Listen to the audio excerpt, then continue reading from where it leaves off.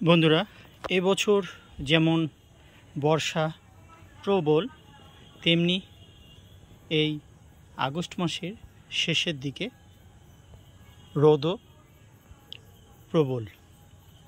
অর্থাৎ রোদের তাপমাত্রা কিন্তু প্রচণ্ড। এর মাঝে যে আমাদের ছাদ বাগানের গাছগুলি রয়েছে, আমি বিশেষ করে ড্রাগন গাছের ব্যাপারে বলছি। দেখুন, এই বর্ষার মধ্যে যেরকম বর্ষার জল পেয়ে গাছগুলো প্রাণবন্ত হয়ে উঠেছে, তেমনি এই রোদের মধ্যে, অত্যাধিক রোদে দেখুন আমার গোটা বাগানে একটি গাছেই দেখুন, যেহেতু পশ্চিম দিক থেকে রোদটা ডাইরেক্ট পড়ে, দেখুন এখানে দেখুন একটু জায়গায় এটি কিন্তু রোদে পুড়ে হয়েছে। এটি কিন্তু কোনো ফাঙ্গাস জনিত রোগ নয়।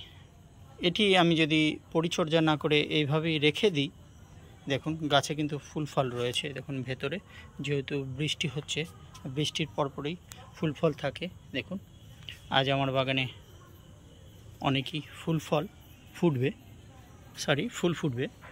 দেখুন এই দেখুন এখানে রয়েছে, দেখুন এখানে দেখুন।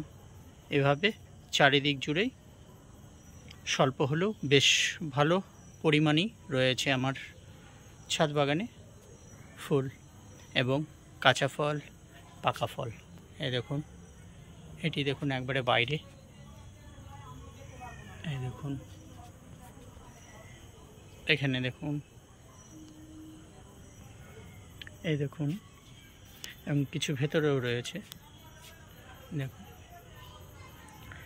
তবে এটি বিষয় নয়, যেরকম ছোট ছোট ফুল আসছে, তেমনি দেখুন এই সাইজের ফুলও রয়েছে। এগুলো এই রোদ বৃষ্টির কবলে পড়ে যাতে নষ্ট না হয়ে যায়। দেখুন রোদ এমনটি পড়ছে, এফেক্ট দেখুন। এটি দেখুন, এই ফুলটি কিন্তু আজকে ফুটবে না। দেখুন রোদে এই যে পাখাগুলো দেখছেন, এগুলো সচরাচর ফুল ফোটার আগে চওড়া হয়, খোলে।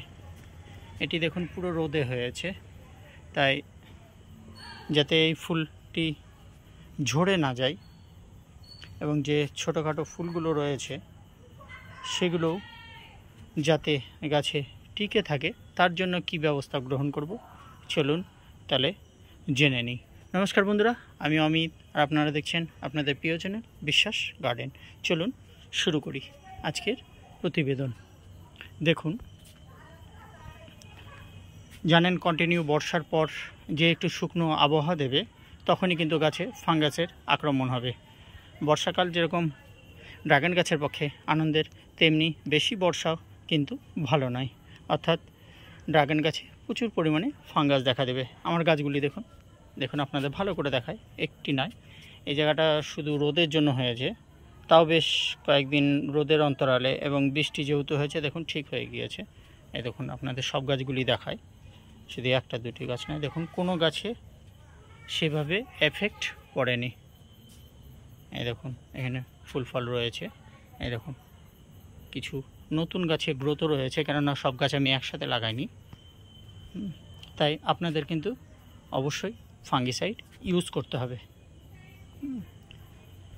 এবার এই সময় আপনারা কোন ফাঙ্গিসাইড ইউজ করবেন এবং তার সাথে আর কি ব্যবহার করবেন, চলুন সেটি জেনে নেওয়া যাক। সঙ্গে থাকুন, দেখতে থাকুন। দেখুন বন্ধুরা, প্রথমে আপনারা যেটি লক্ষ্য করতে পারছেন, দেখুন এটি হচ্ছে ভ্যালু বলে আমি নিয়েছি, JU প্রাইভেট কোম্পানি লিমিটেডের। দেখুন এটি ভ্যালিডামাইসিন 3% L। এটি পার লিটার জলে আমি নেব। দেখুন এটি সিস্টেমিক অ্যান্টিবায়োটিক। যেহেতু বর্ষা গরম, অর্থাৎ রোদ এবং বর্ষা উভয়ই রয়েছে, আসছে যাচ্ছে, তাই কিন্তু আপনাদের এই সময় একটি অ্যান্টিবায়োটিক অবশ্যই প্রয়োগ করতে হবে। আমি নিয়ে নিচ্ছি ভ্যালিডামাইসিন ভ্যালু। আপনারা এই 3% হিসেবে যে কম্পোজিশনে পান না কেন, অর্থাৎ যে কোনো কোম্পানির হোক না কেন, আপনারা সেটি ব্যবহার করবেন। পার লিটার জলে আমি এটি ব্যবহার করছি 2 ml। এবার আমি যেটি ব্যবহার করব, দেখুন এটি হচ্ছে অ্যামিস্টার টপ। ভালো করে দেখুন, দেখুন কম্পোজিশনটা দেখুন, দেখুন অ্যাজেক্সট্রোবিন এবং ডেফিনে কোনো জল। এটি যেহেতু অ্যামিস্টার টপ হেভি এক্সপেন্সিভ, তাই আমি তার একই গ্রুপের অন্য কোম্পানি নিয়ে নিয়েছি। আপনারাও চাইলে ব্যবহার করতে পারেন। এটি ডোজ সেম অ্যামিস্টার টপের মতনই, পার লিটার জলে 1 ml। এবার এটি আমি জলে মিশিয়ে চলুন দেখিয়ে নিই, সঙ্গে থাকুন ততক্ষণ। বন্ধুরা, এখন আপনারা দেখুন, লক্ষ্য করছেন এটি আমার একটি 60 লিটারের ড্রাম। দেখুন এখানে আমি পর্যাপ্ত পরিমাণ জল জমা করে রেখে দিয়েছি। এটি কিন্তু বৃষ্টির জল রেখেছি আমি। এখানে পুরো জল আমার লাগবে না, তাই যতটা পরিমাণ লাগবে আমার 20 লিটার হলেই হয়ে যাবে। বৃষ্টির জল জমিয়ে রেখেছি।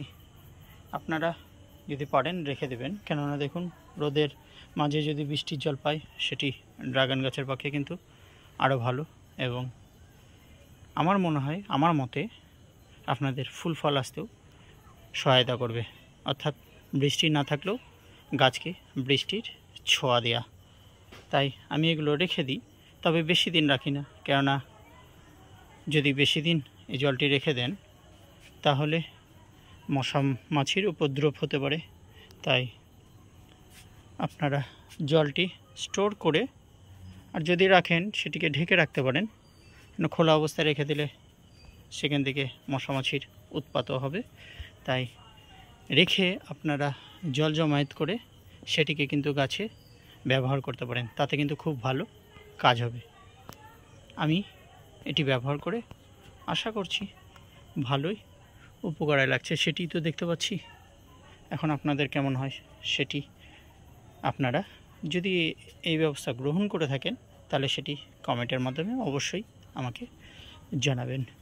এখন আমি 20 লিটার জলে, আগেই বলেছি ভ্যালিডিমাইসিন নেব 2 ml করে পার লিটার জলে, আর অ্যামিস্টার টপ আমি নেব পার লিটার জলে 1 ml করে। এভাবে নিয়ে এবার আপনাদের দেখাই। আসলে গুলিয়ে সেটা আবার পুরো স্প্রে করে দেখাতে গেলে সময় লাগবে। আপনারা দেখুন এইভাবে এর উপর দিয়ে, এটা এদিক দিয়ে একবার যাবেন, দেখুন এদিক দিয়ে পুরোটা করে নিলেন, তারপরে আবার এ মাথা থেকে দেখায়, এবার এদিকে মুখ করে এই সাইড থেকে আবার ওদিকে যাবেন। কেন ওই সাইড থেকে যখন করতে করতে আসবেন তখন কিন্তু এই দিককার যে ডালগুলো সেগুলোতে কিন্তু পাবে না, এই সাইডে পাবে।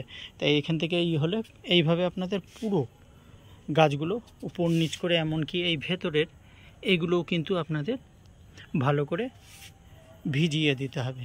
তাহলে দেখবেন ফাঙ্গাস মুক্ত থাকবে এবং ফলে কোনো স্পট পড়বে না, বাগান মোট কথা রোগমুক্ত থাকবে। ঠিক আছে বন্ধুরা, এই ছিল আজকের বিশেষ প্রতিবেদন। আশা করি প্রতিবেদনটি আপনাদের উপকারে লাগবে, এই আশা রেখেই আজকের ভিডিওটি এখানেই সমাপ্ত করছি। আপনারা ভালো থাকবেন, সুস্থ থাকবেন, আপনাদের দিনটি শুভ হোক। ধন্যবাদ।